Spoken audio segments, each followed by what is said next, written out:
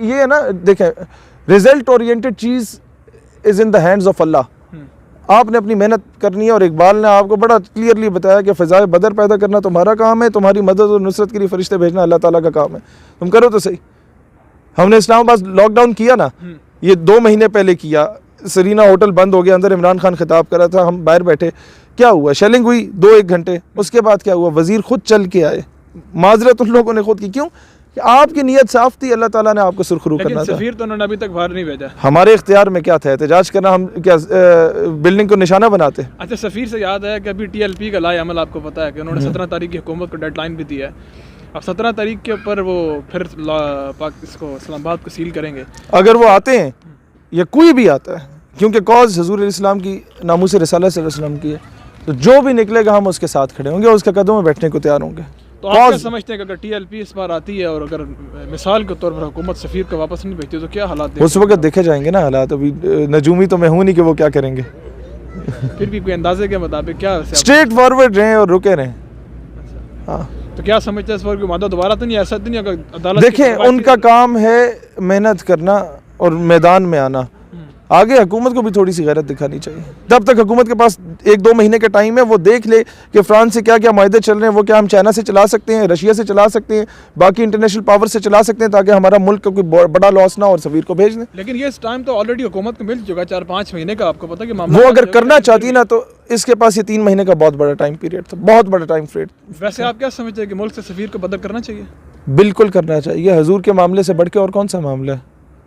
लेकिन हुकूमत कहती है कि हमें जनाब वाला मईशत का मामला, पश्तो की मिसाल है, गरीब को पैदा शवे खो बगैरत चाकड़े। गरीब तो तुम पैदा हो लेकिन तुम्हें बगैरत किसने किया? गरीब और बगैरत में बड़ा फ़र्क है। कि हुकूमत को अंदर सबसे पहले अपने अंदर गैरत पैदा करनी होगी। बिल्कुल, ये मैंने शहरियार अफरीदी को सामने बिठा के मिसाल दी थी, उसी के हल्के में जाके कोहाट यूनिवर्सिटी में, लेकिन उस वक्त हुकूमत नून लीग की थी, अब मुझे वो मिला नहीं। तो यानी कि हम ये समझ लें कि हालात जो है वो कुछ बेहतर नज़र नहीं आते अगर इन केस ऑफ नहीं, ये करना पड़ेगा इंशाल्लाह। हालात हमने खुद साजगार बनाने, जिससे पाकिस्तान को भी नुकसान ना हो और पाकिस्तान का इमेज भी दुनिया में बेहतर हो। देखिए, आवाम की सेंटिमेंट्स को हुकूमत समझ नहीं रही। हुकूमत को बार बार आवाम ये एहसास दिला रही है कि खुदा और सफ़ीर को बदर कर दें। तो अगर in case of emergency TLP आपको पता है पहले भी एहतजाज हो चुका, धरने दे चुकी है, और वो जो उसके रिजल्ट थे एवरीवन नोज दैट कि उसका क्या रिजल्ट इम्पैक्ट हुए, उसने क्या लोगों ने देखा किस तरीके से उनकी शहादतें भी हुई, उनकी कैजुअलिटीज़ भी हुई। तो अब वो बाकायदा तौर पर बड़ी पावर के साथ आ रहे हैं। फिर आपको पता अल्लामा खातिम हुसैन रिजवी रहमतुल्लाह ताला अलैह, वो भी मामलात हैं सारे। तो वो तो कॉज को लेकर चले, उन्होंने तो बाकायदा तौर पर डेडलाइन दी कि 17 के बाद आ रहा है, ये बाहर है। तो ये क्या आप समझते हैं? यही होगा इंशाल्लाह, स्ट्रेट फॉरवर्ड आएंगे इंशाल्लाह। इस बार तो आपको कमर कस लें, पूरी कौम तैयार रहे इंशाल्लाह ताला।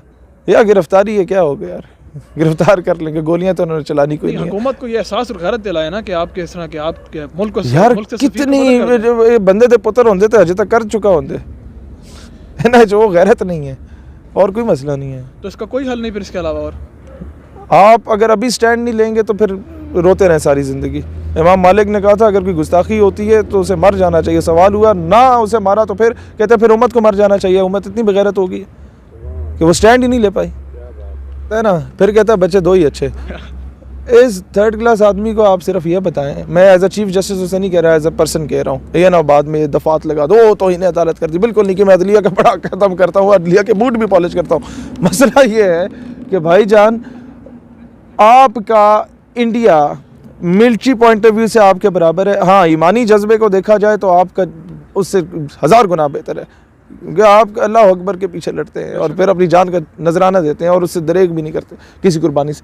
होता क्या, इंडिया पीछे हो गया, कश्मीर में वो जुल्म कर रहा है, गोरखास के साथ वो जुल्म कर रहा है, तेलंगाना में जुल्म कर रहा है, तमिलनाडु में वो जुल्म कर रहा है, हैदराबाद, दक्कन, जूनागढ़, इन तमाम रियासतों में वो जुल्म कर रहा है मुसलमानों के साथ और बाकी माइनॉरिटीज़ के साथ, खालसा में खालिस्तानियों के साथ, सिखों के साथ। लेकिन कोई इंटरनेशनल लॉबी इंडिया के खिलाफ खुल के सामने नहीं आती। क्यों नहीं आती? क्या क्यों? उसकी सबसे बड़ी वजह यह है कि इंडिया 1.25 अरब लोगों की मार्केट है। आज अगर इंडिया के 135 करोड़ या 130 करोड़ लोग जो वहाँ पर बस रहे हैं, इंडिया फेसबुक पे पाबंदी लगाए, फेसबुक को अरबों डॉलर्स का नुकसान हो जाएगा। इंडिया ट्विटर पे पाबंदी लगा दे, उनके कई 100 अरब रुपए का नुकसान हो जाएगा। तो दुनिया उसे इंटरनेशनल मार्केट समझती है कि यहाँ से हमें लेबर मिलती है, सस्ते में लेबर मिल जाती है। तो इसी तरीके से आप चाइना की एग्जांपल लें, तो यानी कि उन्हें उनकी पॉपुलेशन को फ़ायदा हुआ। चाइना में क्या होता है कि चाइना ने कॉटेज इंडस्ट्रीज़ बनाई हैं, छोटी छोटी इंडस्ट्रीज़ हर घर में, सुई बनाने वाली इंडस्ट्रीज़, धागा बनाने वाली इंडस्ट्री, कपड़े सीने वाली इंडस्ट्री। अब होता क्या है वहाँ पर जो चाइना काम कर रहा है कि उसने अगर एक घर में 5 बच्चियाँ हैं ना माँ बाप की, और हर बच्चे को वो पर हेड ये कहे कि जनाब आप लोगों ने इंटरप्ट यू कि चाइना पर भी तो पाबंदी है, वहाँ पे भी 2 बच्चों से ज़्यादा पैदाइश के लिए उसके बाद अभी जाके आबादी में तो देखे ना 1.5 अरब आबादी हो चुकी है चाइना की, और पाकिस्तान से कितना अरसे बाद बना? 2 साल के बाद। यानी कि पाकिस्तान और उसकी जो एज है वो एक ही है। लेकिन आप सिर्फ ये देखें कि चाइना में अगर घर में 5 बच्चियाँ हैं और वो डेली बेसिस पे, उस गवर्नमेंट का क्या काम है, उन्हें सिलाई मशीन लेके दे दें, डेली बेसिस पे वो लोग अगर 2 सूट भी सीते हैं ना, और 700 वो जो यहाँ पर रेट चल रहा है 600 रुपये मर्दाना, 800 रुपये जनाना सूट, तो उसमें क्या होता है 700 रुपये का अगर आपकी एवरेज बनती है ना, तो क्या होता है कि दिन का वो लोग कितना कमाते हैं? 7,000 रुपये, 5 बच्चे, 2 सूट भी सिए, महीने का कितना हो गया? मल्टीप्लाई बाई 30, 2,10,000 रुपये। और वो जो कपड़ा है वो अगर आपकी आवाम नहीं भी खरीदती ना तो रियासत खरीदती है, फिर वो सी पैक का रूट लगता है, पाकिस्तान के पास आएगा। खरीदना है, नहीं खरीदना, अजरबैजान नहीं, उज़्बेकिस्तान नहीं, ताजिकिस्तान नहीं, किर्गिस्तान, कज़ाकिस्तान। लिहाजा उन लोगों ने अपनी ओवर पॉपुलेशन को भी उस अपना एक टूल बनाया अपनी कामयाबी का। हमारे यहाँ पर जो ढगे हम पे मुसल्लत हो चुके हैं, ये इसको जब इनसे कुछ कंट्रोल नहीं होता तो कहते हैं पॉपुलेशन कंट्रोल कर लो, बंदे को कंट्रोल कर लो। फिर एक और एग्जांपल, यहाँ दोस्त भी इंतज़ार करें, मुझे सिर्फ 2 मिनट मुझे चाहिए। दूसरी एग्जांपल, जो हमारे साथ चाइल्ड लेबर के नाम पे मजाक किया गया।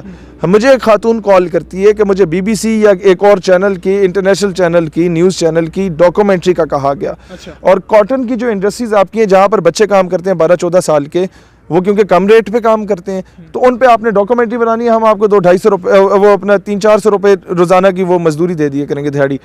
वो उस पर डॉक्यूमेंट्री बनाई, वो रो भी पड़ी कि जी बच्चों पे देखो जुल्म है, इनसे काम करा रहे हैं। अब हुआ क्या, उस डॉक्यूमेंट्री के बाद पाकिस्तान पे प्रेशर इम्पोज हुआ और आपकी सारी इंडस्ट्री का बट्ठा बैठ गया और आपकी इंपोर्ट एक्सपोर्ट रुक गई, पाकिस्तान की मईशत तबाह। अब बंदा उन NGOs वालों से पूछे कि भाई उल्लू के पठो, तुम जिन बच्चों को तुमने रोज़गार ख़त्म किया है, ठीक है, अगर तुम चाहते हो कि बच्चे नौकरी ना करें, मजदूरी ना करें, तो क्या जितना वो कमा रहे हैं 10-12 हज़ार महीने का, वो क्या ये NGOs उनके घर में दे रही हैं? नहीं दे रही। इन्होंने उनका रोजगार भी बंद किया, पाकिस्तान की इंडस्ट्री भी बंद की। हुकूमत इसके खिलाफ कोई एक्शन क्यों नहीं लेती? एक्शन क्या, हुकूमत इसमें इन्वॉल्व थी। वो तो अपने आप को बचाने के लिए वो इंटरनेशनल कम्युनिटी में खुद को डिफेंड नहीं कर पाए। और ये प्रीवियस गवर्नमेंट की बात कर रहा हूँ, इस गवर्नमेंट में तो वो चल ही नहीं रहा सिलसिला। अच्छा, प्रीवियस गवर्नमेंट में ऐसा हुआ है? सर ये सारे इंटरनेशनल प्रेशर में आ जाते हैं, ये ऐसे घुघू हैं कि इनमें से कोई भी पाकिस्तान को सही मायनों में डिफेंड कर ही नहीं पा रहा। तो सर अगर यही क़यादत रही तो फिर अस्तगफिरुल्लाह हालात तो मज़ीद ख़राब से ख़राब। ये तो आप लोग तैयारी कर रहे हैं, नौजवान इधर खड़े हुए हैं, मूंछों को ताव दे रहे हैं, इनको मेन स्ट्रीम में आना चाहिए। ये मेहनत करें मेन स्ट्रीम। देखिए जब एक आम आदमी आता है ना मेन स्ट्रीम में, उसको एक गरीब का पता भी होता है कि दिहाड़ीदार मजदूर का क्या मसला है, दुकानदार का क्या मसला है, थड़े वाले का क्या मसला है, एक आम आदमी जो भट्टे पे काम करता है उसका क्या मसला है। जब जद्दी पुश्ती नवाबों, मलकों और इनकी औलादें आएंगी तो इन्हें तो नहीं पता होगा दिहाड़ीदार का क्या मसला है। तो इसका मसला समझाने के लिए फिर ऐसा कोई लीडर उठकर आया, ऐसा कोई लीडर क्या, आप लोग खुद लीडर बने ना, कोई चीन से उठ के तो नहीं आएगा भाईजान, तुसी उठो। नहीं, आप इस सिस्टम के अंदर कैसे आने देंगे जब सिस्टम जब पूरी तरीके से 2 चीजें हैं सिस्टम को चेंज करने के, 2 तरीके। एक इनकलाब जो ईरान और अफगानिस्तान में है, वो पाकिस्तान में इसलिए नहीं आ सकता क्योंकि यहाँ पर लोग मुख्तलिफ मकातब फ़िक्र के, मुख्तलिफ ज़बानों के, मुख्तलिफ रंग नस्ब के, मुख्तलिफ कौम, खितों, कबीलों के। यहाँ पर वो खूनी इनकलाब नहीं आ सकते, यहाँ खून खराबाई होगा। यहाँ दूसरा इनकलाब ये जो हिटलर साहब फरमाते थे, if you want to change the system get into it, reach to the top and then you could be able to change the entire system. System से घुसो, उत्ते पहुँचो, देन तुसी चेंज कर सकते हो। और सिस्टम में घुसने के लिए आपकी हर पॉलिटिकल पार्टी में स्ट्रॉन्ग लॉबी होनी चाहिए, और जगहों पे भी होनी चाहिए, वो मैं मीडिया पे बता नहीं सकता, लेकिन लॉबी स्ट्रॉन्ग होनी चाहिए। जब तक सिस्टम में आप स्ट्रॉन्ग नहीं है, आप करारदादें मंजूर नहीं होंगी, कानून साजी नहीं होगी, आपका मुल्क वहीं का वहीं यही होगा। हम लोग 6 महीने बाद धरने देंगे, नारे लगाएंगे, फिर वापस चले जाएंगे। सर लेकिन मसला ये ना कि यहाँ तो अलमिया मारूसी सियासत का है, आप देखने की और सर नहीं, उसकी वजह क्या है, आप PhD की डिग्री करके बाद, PhD की डिग्री करने के बाद अंडर मैट्रिक नवाब के गिटों में क्यों बैठते हैं? ये कौम का मसला है। अलमिया यही है ना कि मौरूसी सियासत का मामला है। तुसी क्यों नवाबा दे हुके भर दे हो, ना भरा करो। इंज ही है ना, इसके लिए फिर आपको साढ़े इलाके तो मसला कौम को हम करना पड़ेगा, कौम को उन्हें समझाना होगा कि Exactly. घर आपके अपने घर से खाना खाते हैं, एमएनए के घर से नहीं खाते, उसके आगे क्यों झुक रहे हो? उसको पकड़ो ना, उसे बोलो हमने तुम्हें वोट दिया है, ये हटो बच्चों, तुम्हारे आगे जो है गाड़ियां आगे पीछे ये हमने दिलवाई हैं। हाँ जी आपने दिलवाई हैं। अच्छा सड़क ना बनाओ, कौम की बेटी आफिस सिद्दीकी को वापस लो, हमारा नलका पक्का ना करो, कोई मसला नहीं है, कौम के जो कर्जे हैं वो उतरवा दो। अच्छा जी हमारी वो गली पक्की नहीं होती, ठीक है ना हो, आप एक काम कर दें कि आज के बाद अमेरिका के कहने पे कोई फैसला ना करें, इंटरनेशनल प्रेशर में ना आए, खुददारी के साथ जिए, हमें और कुछ नहीं चाहिए। सर, ये तो तकरीबन हर बंदा ही कहता है, हर इंसान नहीं कहता ना, जब लेकिन एमएनए आपके घर आते हैं ना 2 गार्ड लेके और बड़ी गाड़ी पे, तो आप बच्चे की नौकरी मांगते हैं, कुर्बानी दे ना, कुर्बानी दे। हम लोग आपके पास एक शरीफ और नफ्स आदमी आए ना बाइक के पीछे बैठ के वोट मांगने, आप कहेंगे देखो की रखा है, तो दूसरा जो चोर डकैत दुनिया जहाँ का लुच्चा लफंगा है लेकिन उसके साथ 4-5 गार्ड फिर रहे हो, आप उसके गिट में बैठेंगे, ओ जी थोड़ी बड़ी तो मेंटालिटी यही है ना, ज़हनी गुलाम है मेंटालिटी का और अंग्रेजों, ये हमने मिलके चेंज करना है, इस पे अपना रोल प्ले करें। और ये होगा, कोई आसमान से नहीं उतरे ये तमाम मोहम्मद बिन कासिम, टीपू सुल्तान, सलाउद्दीन अयूबी, नूरुद्दीन ज़िंदगी, ये आम आवाम से ही ऊपर उठे हैं, सिर्फ दिल में वो तड़प थी और पूरे सिस्टम को उन लोगों ने चेंज किया, अदल व इंसाफ का निज़ाम कायम किया दुनिया। लेकिन यहाँ तो असल में अलमिया ये आपको पता है, जो हक की आवाज़ उठाया वो मिसिंग पर्सन में चला जाता है। तो भाईजान उदा किस तरह मसला से है, लोग आगे या तो कम ना करो, करना है तो सही तरह करो,